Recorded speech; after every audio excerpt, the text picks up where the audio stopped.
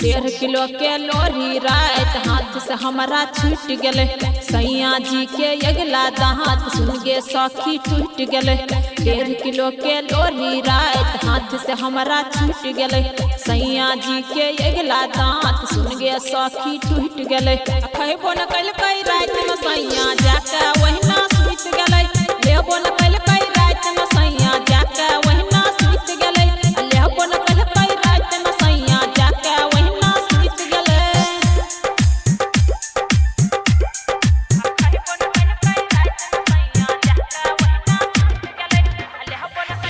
DJ Abhijit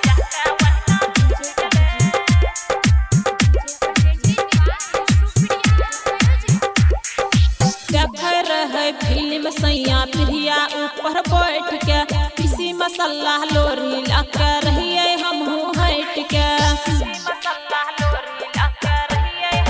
देख रहे film सैया प्रिया ऊपर बैठ के किसी मसाला लोरी लाके रहिए हम हट के कहन तना हाईलाइट के स्क्रीन वाकर फूट गेले।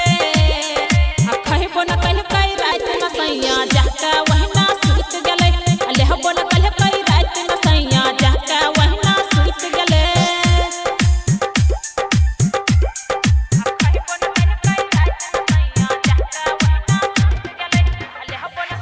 डीजे अभिजीत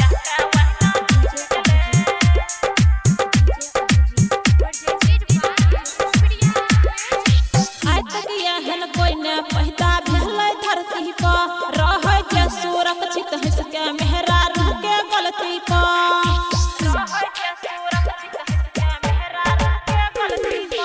आज तक एहन कोई न पैदा भेलै धरती पर रह के सुरक्षित हंस के मेहरारू के गलती पर। कहै छै राजू रंजन शादी कोइरी के किस्मत फूट गेलै।